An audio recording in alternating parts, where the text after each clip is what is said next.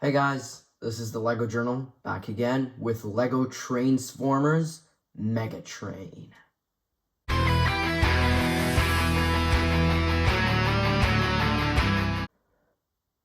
Yeah, MegaTrain is just another one of the puns in the original Transformers series.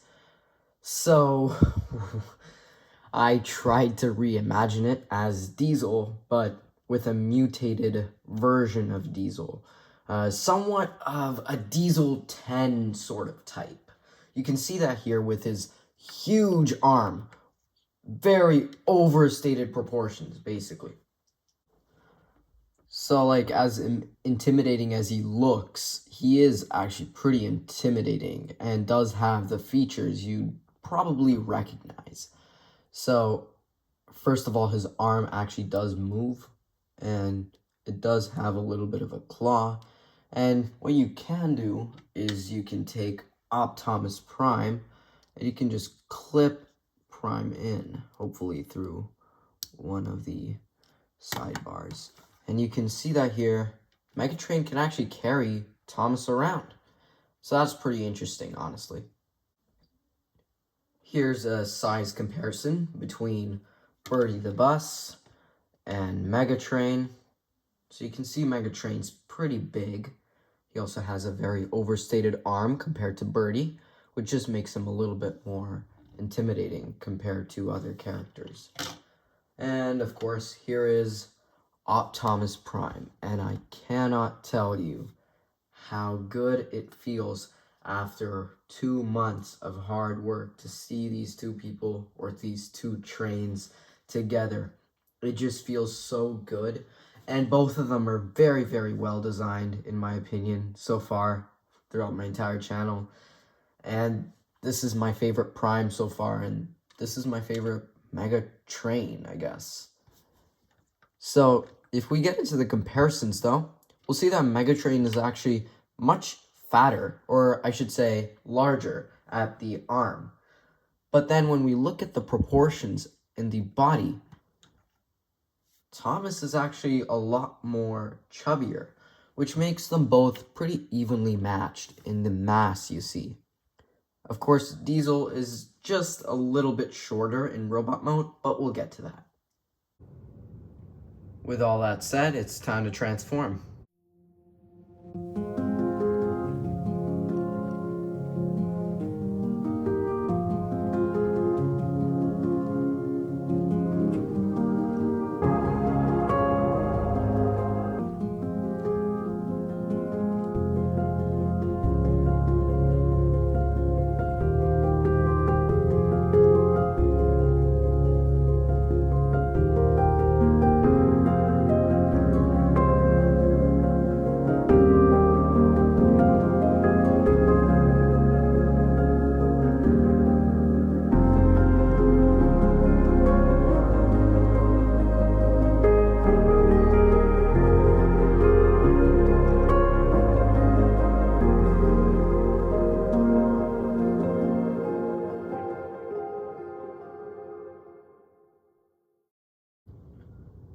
Alright, here he is in robot mode, and I personally think that this is pretty fire.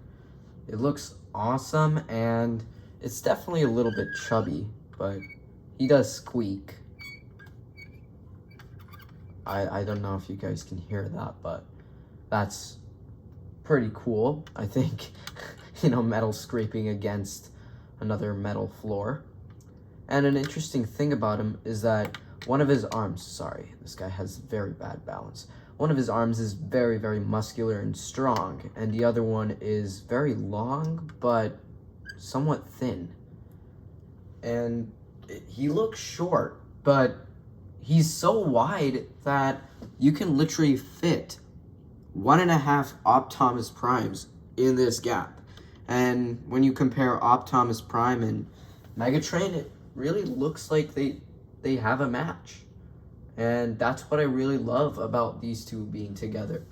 They obviously look very iconic, and if you would like to, you can still hold OpThomas Prime with MegaTrain, but I suggest that you don't do that because of stability issues. Another thing that we can point out in this comparison is just how bulky MegaTrain is compared to OpThomas Prime. I mean, OpThomas Prime looks a little bit more symmetrical, but when you compare him to MegaTrain, MegaTrain looks a little bit more superior in terms of strength. That doesn't mean that OpThomas Prime is bad. It's very, very good pieces in use, and everything really looks nice and clean. Whereas this guy, he has a lot of joints that really shouldn't be used. I mean, we could use other joints for the arm, but the arm is there for a lot of flexibility. So you can swing and you can become barbaric, in some way.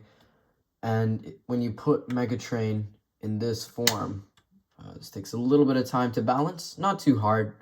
MegaTrain doesn't fall over too easily, but when you put him in balance, you should be able to, okay, I can't put him in balance, but when you do put him in balance, you should be able to see how powerful MegaTrain is with his other arm. So there, that should work. Is that not, no, still not it. Wow, piece of work. All right, come on, balance. All right, I give up. All right, so that's all I've got to say for MegaTrain, and I'll see you in the next one.